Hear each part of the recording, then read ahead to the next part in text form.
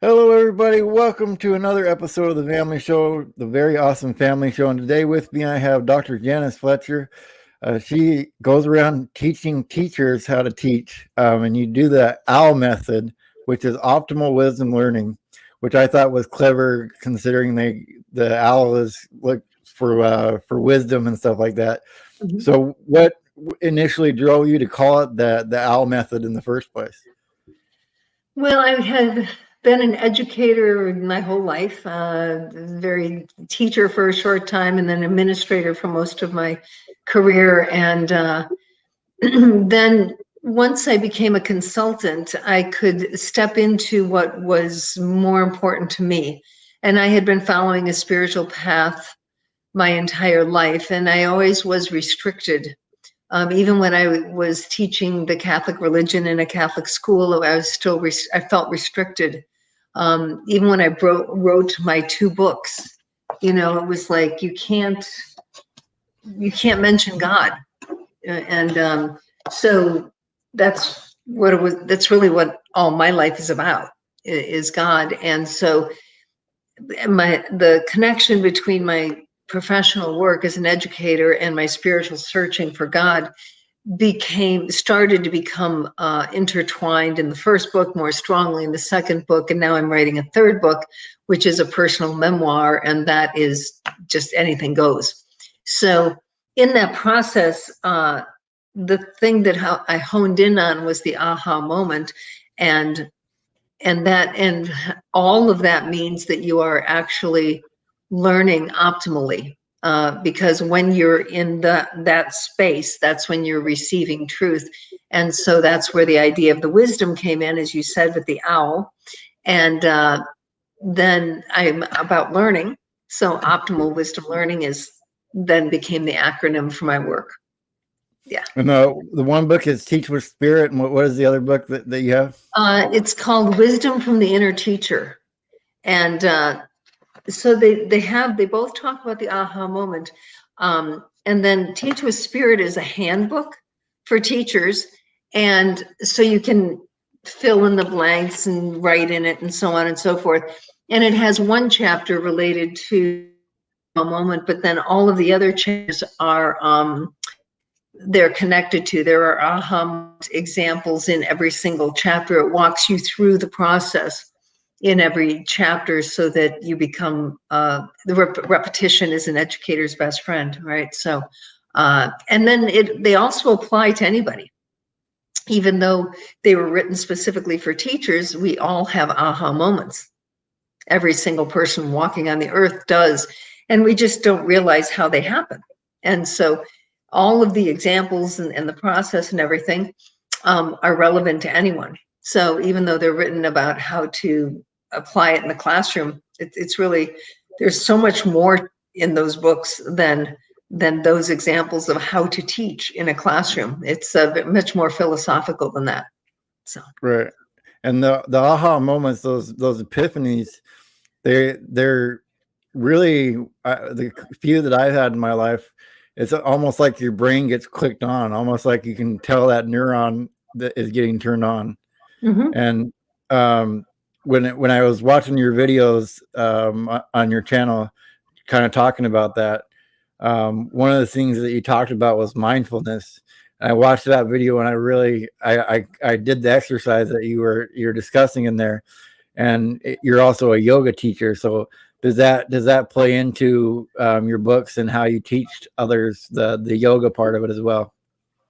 Yes, it's interesting how it's been coming through me my entire life. And I remember my first year teaching, when I was teaching the Baltimore Catechism, whatever, I was still teaching, whether I knew it or not, yogic principles and mindfulness at the time, which wasn't even coined as a term then. And then as it evolved, it has become obviously very popular today and so on. But all of that, the practice of mindfulness, of just paying attention to every single moment and being present in the present moment, leads you to the aha moment. So the aha moment is the moment in which everything in your being has aligned and your mind is quieted, and that therefore then you can get truth. So in order to do that, you have to find stillness. Yoga, the way I teach it, called source yoga, is not more as much about the exercise, although you do get great stretch out and workout and so on, but it was a much more spiritual attitude about your mind, body, spirit connection. And it starts with being mindful. So in Teach with Spirit, there's a whole chapter on mindfulness and how to practice that. And as you said, you did the exercises and it works, because all of these things are things that we do naturally and that we do them in our life, whether we realize it or not. And so when we talk about becoming aware, that's it. It is becoming aware so that we know when we are being mindful and when we're not. Most of the time we're not. And so Right. to be self-observant and to recognize, oh, I was just daydreaming through that whole conversation. And I wasn't really even paying attention or whatever. So it's becoming self-observant. And then in that process, then you can adapt and adjust and bring all of those principles in so that the goal of optimal wisdom learning is that it just naturally becomes inherent, the awareness of it. So you are shifting your behavior and your attitude and your thoughts, but not as much as you are becoming aware of what your patterns are. And then when you become aware of your patterns and your being, and then you naturally shift because, wow, I recognized that I had a big trigger on that, or I really wanted to avoid that, or whatever it was. And then when you're aware of that, you naturally think differently and so on, and bring yourself back into stillness, because the stillness of the mind and the body is the place that it all happens. That's the magic. Right. And then along with that, the mindfulness, I was really happy to hear you talk about the active listening too, because that goes along with being mindful and being involved in the conversation. It's so easy, like you were just saying, to daydream and think about other stuff. And that comes from that. Is that something that you got from the wisdom within that Yes. Well, that you learned? Yeah, I should probably walk you through the 6 steps of optimal wisdom learning, because then you'll get a complete understanding of how they all fit together. And of course, the first step, do you have a question? No, Okay. I'm just All right. here listening. You can take this from any lens, I say. You can put a biological lens on it, a philosophical lens, a psychological lens, an educator lens, whatever works for you. But the first step is that you desire. So a teacher would say, we're going to find out, what the answer to the equation is. And a philosopher would say, what's the meaning of life? And, whatever. Or I just want to know which house to buy. The bottom line is there's a question, there's a desire, there's a seeking. And the seeking is that you are looking for something that's missing. You're looking for an answer. You're looking for something. So what you can do is autopsy an aha moment once you have one, and you're sitting there at the lake or wherever you might be, and oh my gosh, that's the answer I was looking for. You can just pause right then and actually go backwards, and you'll see that at the very beginning, you had a quest, a seeking. So from a philosophical, spiritual point of view, you're seeking. What is it? The Lord, God, heaven, whatever it is you want, what you may be seeking. So that's the first step. And then when you seek, the first thing that you do is you go into your mind and you start thinking about it. Well, what is 2 + 2? Why would that house be better than this house? And what is the meaning of life? And you ask yourself these questions, and you look in your brain for all of the different information that is there, and you rifle through it, much like a computer, to see if the answer is there. And so you work at it, and you might ask people, you might do research, you might, you're physically really trying to solve the answer. A group may be working on a group project together, and they're problem solving and brainstorming, all those things to get to the answer that they're seeking. And then inevitably, it will happen. It will only happen when the mind becomes still. And so, for instance, if you're working with a group and you're struggling with a problem, you might say, let's table it until tomorrow. And then, tomorrow you have a fresh start, and or you're trying to figure out the answer and you say, I'm tired of thinking about it, and I'm just gonna go for, whatever. And then they're on the walk or in the shower or wherever, when you're not trying to think about it, when your mind has given up and your mind has said enough, and that your mind gets quiet. That's where the stillness comes in. So, and then you're going to your left brain or your mind, and it gets very active, and then eventually the surrender happens. And the surrender is where your mind says, I don't know. Or the group works at the problem over and over, and they say, we just can't come up with a solution, or whatever it is. And if you're seeking God, it's like, I surrender. And so once those steps are done, and only then can you get to the point that you were talking about where you listen. And because what will happen is you are no longer using the left brain. The left brain is now shut down. It's saying, I give up, I'm not trying anymore. And so now you're free and you're floating and you're in your right brain where it's visual and big picture and big ideas and creativity and so on and so forth. And then there will be, however it works for you, there's always a practice to be observant and find out what your still point trigger is. For some people, literally, it is water, on any kind of water that seems to be quite a conduit or whatever. Some people, it is before they're going to sleep or in the middle of the night, they have their notepad, or some people are walking their dogs, or something in a relaxation kind of setting where your mind is not engaged. And it's important for each of us to find out what our pattern is. When do our answers come into us? So that you can't demand it, but you can enhance and create the circumstances to allow it. But anyway, so the point is, once we're in the right brain and we're still, then we can hear the answer. And that's when the aha happens. And the aha is like, that's it. Aha, that's the answer I've been looking for. That, of course, and then it's so obvious. The answer is always you're so certain about it. And there's a reason that you're certain about it, and that is because it is truth. And when truth speaks, you never doubt it. You know it, you feel it. It is you, it is part of your soul, and it is truth. So you can go back and check on it, which is the next step, because there are those scientific minds that say, well, let's see. But it will prove itself at some point in time. It might take a while. Why did I buy that house? I don't know. That was the answer that came in, to buy this house. You may not figure out that that's why you should have bought that house until a year later or some other time. But it will say, aha, that's why. And it will prove itself to have been the truth. So you do have a checking mechanism, which is the last step. If you want to check your answer as an educator to see whether or not the aha was true or not.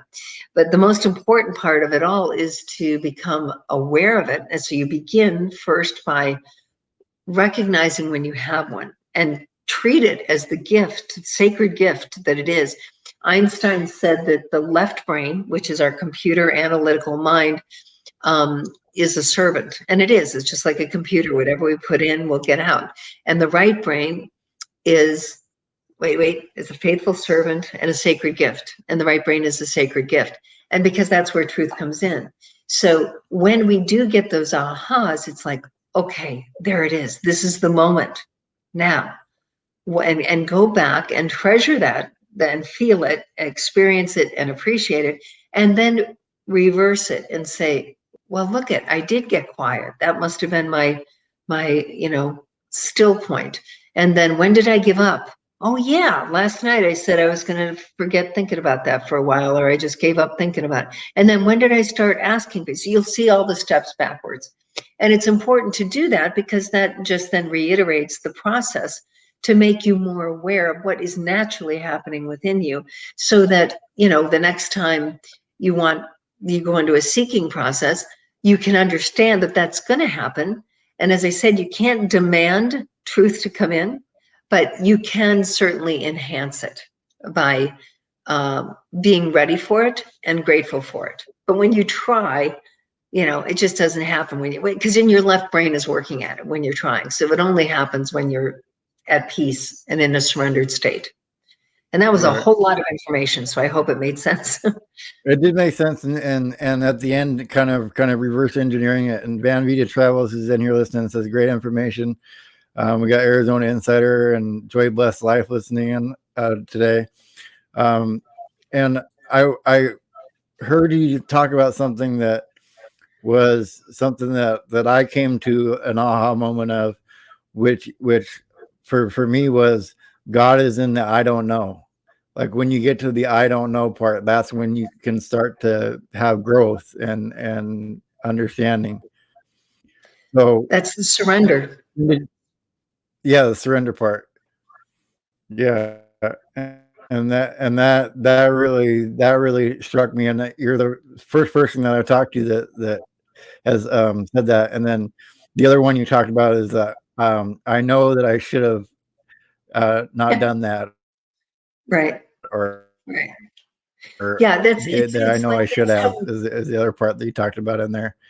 And that Right. That's how we know that we all have these moments, because we've all had the moments where we say to ourselves, I knew it. I knew it. I knew it. I knew it. I shouldn't have bought that dress. I shouldn't have gone out with that guy. I shouldn't have bought that house. And it's like, I knew it. And the what you did know within yourself is what you ignored. And when we get to the step where we're listening and the answer comes in, where the left brain, the human, if you will, is silent and we're open to the sacred, and the answer truth flows through. And that's when it's most important, because if we don't act on it, that's one of the steps, is to act on it.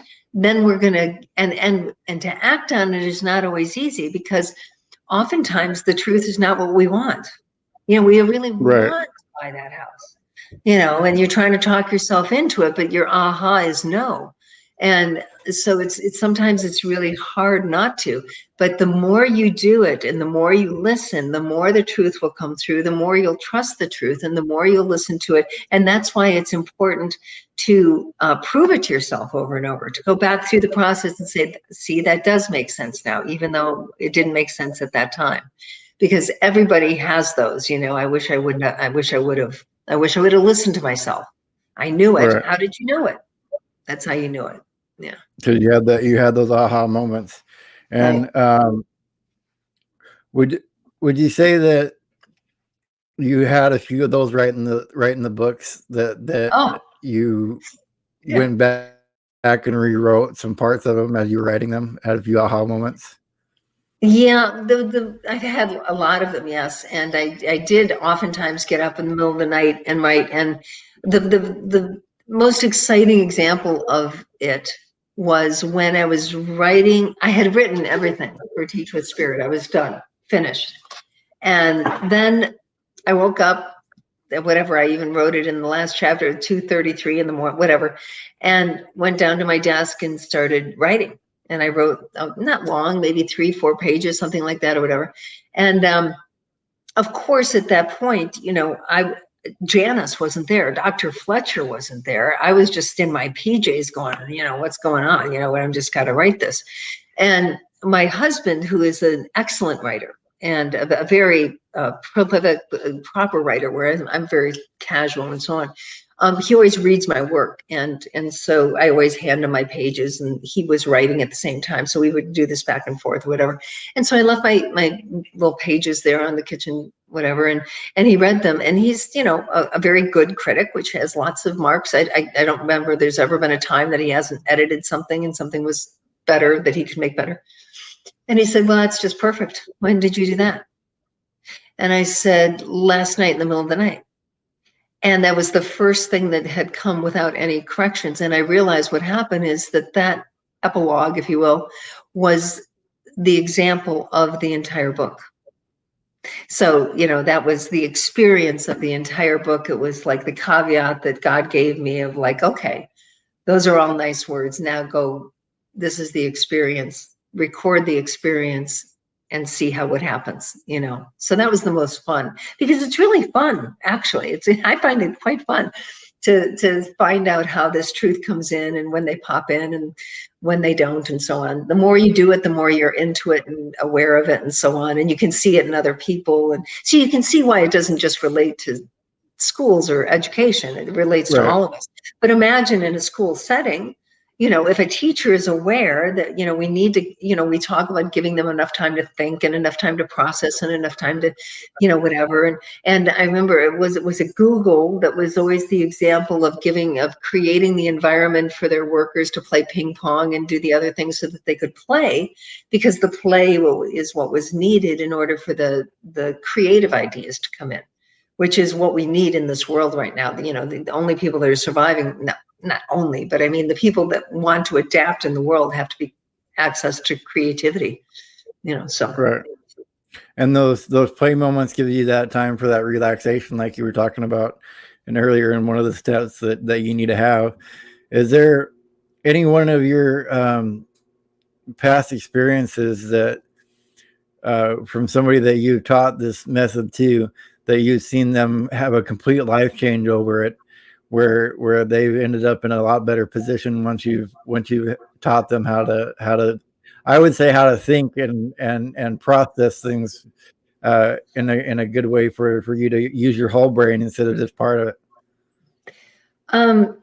I would say that it was when I was teaching 8th grade, and this is way decades before any of these books and things. It was just a natural thing that happened. I had a student that was very inquisitive, very brilliant, and very inquisitive about mythology. And so he was so smart that he could do what I was teaching without even thinking about it. So we developed another arena for him to work in, to explore his passion. And so he did, and he just would come back to me on fire, because he was first given permission, to and access to do what he was passionate about. And in that, when you're in that kind of moment, then that's when the truth comes in.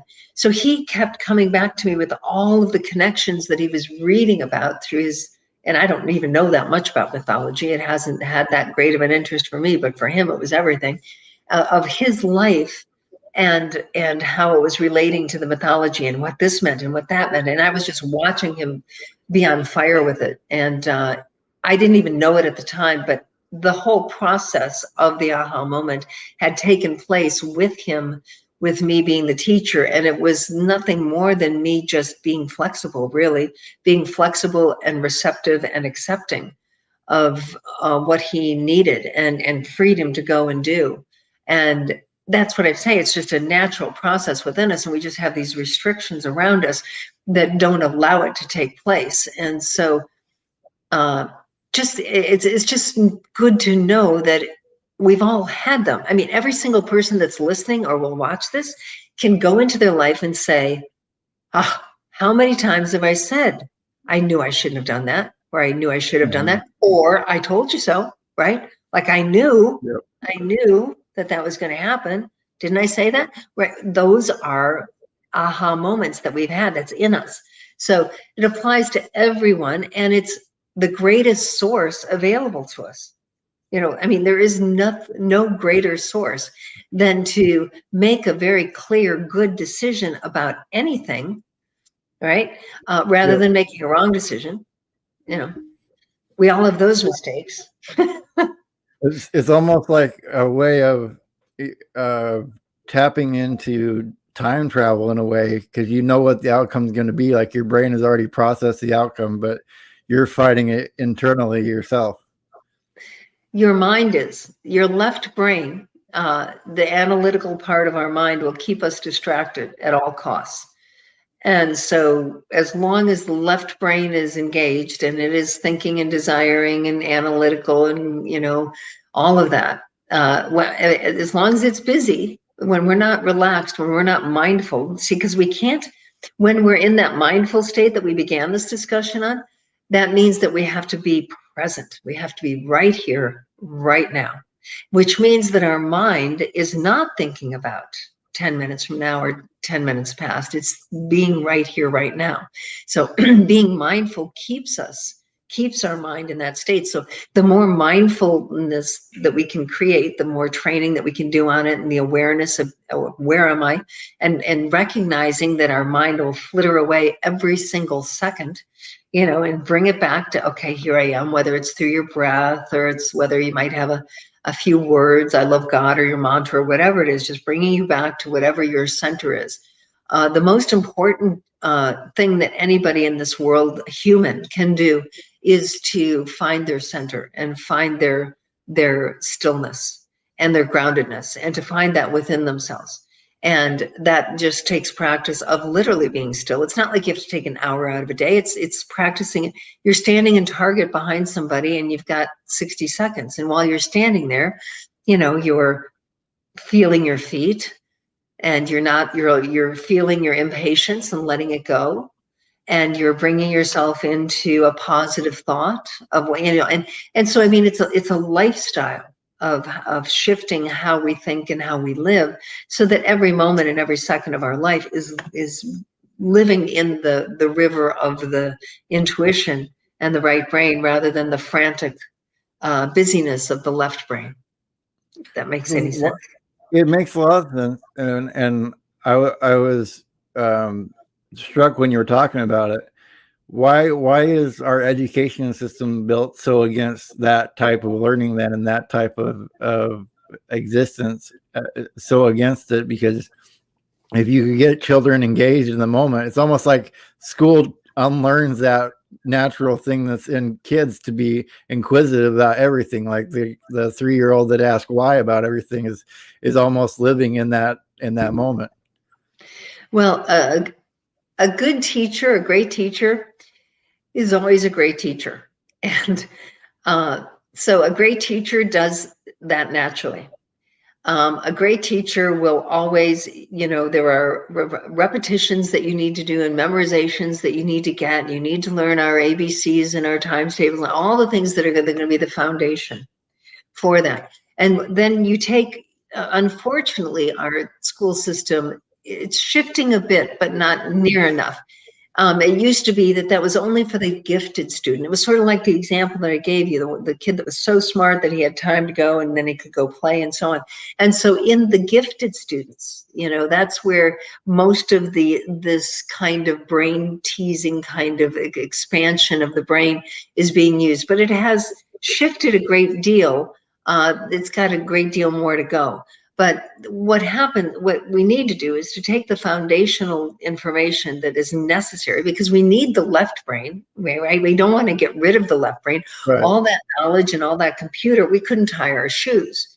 I think people are probably aware of Dr. Jill Bolte and her experience of, she was a brain expert. Anyway, she was expertise in the brain, and she had a major stroke in which her left brain shut down.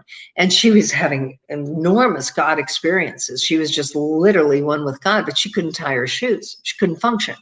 So we need to have both, right? We have to be balanced. Balance in life is always there, because we're living in the world, we're walking, we're paying our bills, we're taking care of things, we're learning things. Just like in school, we have to learn, our ABCs and so on. And then you take the ABCs and you put them together, and then you play. And then you have the time to play and for the right brain to open. So it's a balance of moving into what we used to call creative thought or whatever. But a good teacher will naturally do it. It's just because it is the ultimate of learning. It's the ultimate of teaching. It's the ultimate of a teacher watching a student blossom. Right. That's really what it is. So, and we're all students and we're all teachers, parent to student, all of us, we're all learning from one another. And, a boss to an employee, same thing. Anybody that's sort of in that mentoring kind of role, it's like setting the conditions in place and then guiding them through the experience so that they then stand on their own. Well, this is the very foundation about what an aha moment is.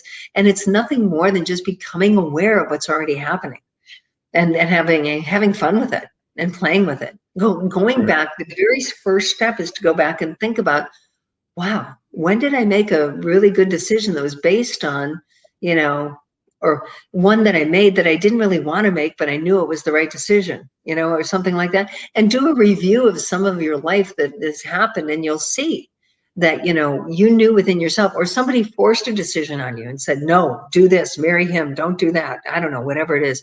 And made you do something against, if you will, your will. pun sort of intended, because it's unnatural, and you'll feel the unnatural part of it. You won't feel full in tune, because when you're in tune, in line, lined up, balanced, all those things, grounded, that's when it all fits. Everything makes sense. Yeah. And that does that take? I didn't really get a chance to get into it, but does that go into when you're talking about the love vibration, like being in tune with different vibrations that are in the universe? The still point of your being is the love vibration. Okay. That's it. And when I say stillness, I mean there is no thought, right? And we have to work at not having thought. And sometimes and that's a meditative process, right? That's really what it is. And some people go through it through prayer, or whatever, contemplative prayer. But the bottom line is you're just shutting down the left brain. You can talk about it spiritually or biologically. You're just quieting the left brain and allowing yourself to sit in silence and stillness. And that is the love vibration, because that's when the sacred will come through, or the truth, if you want to just call it truth, or your higher knowing, or whatever you want to call it. Names don't matter, irrelevant Right. of how you define it. And if you want to go really deep, you can get it in her books that she's got out, and you can find them on Amazon, I'm sure. And you can get more information on our website, janicefletcher.com. And then I have all your links for all your stuff in the description for your LinkedIn and everything. And when they go to get your books, which one would you prefer, or which one do you think people should pick up first? Would it be the Wisdom from the Inner Teacher, or? No, I think, as sort of like, it's sort of like a pancake, when you start writing, like they get better and better. So I would say, I don't know if you've ever made pancakes, but I always throw the first one away.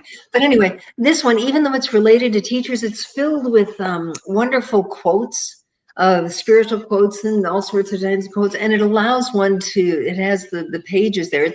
It's so elaborate that I can't even put it in ebook form, because it's intended to be a handbook that you carry and write in, and so on and so forth.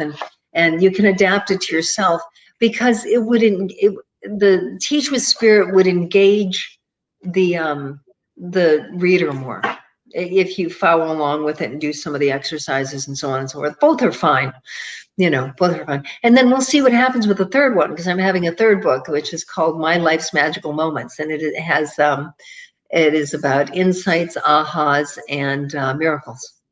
So I've been doing that during COVID, and I have no idea what will happen, other than I now have put the definition of a book on it. But I don't know what that sounds amazing title, and I wonder what kind of miracles that you've seen being a teacher over all those years, and then what you've done now. And one of the things that I always say is stop waiting for life to happen and make life happen.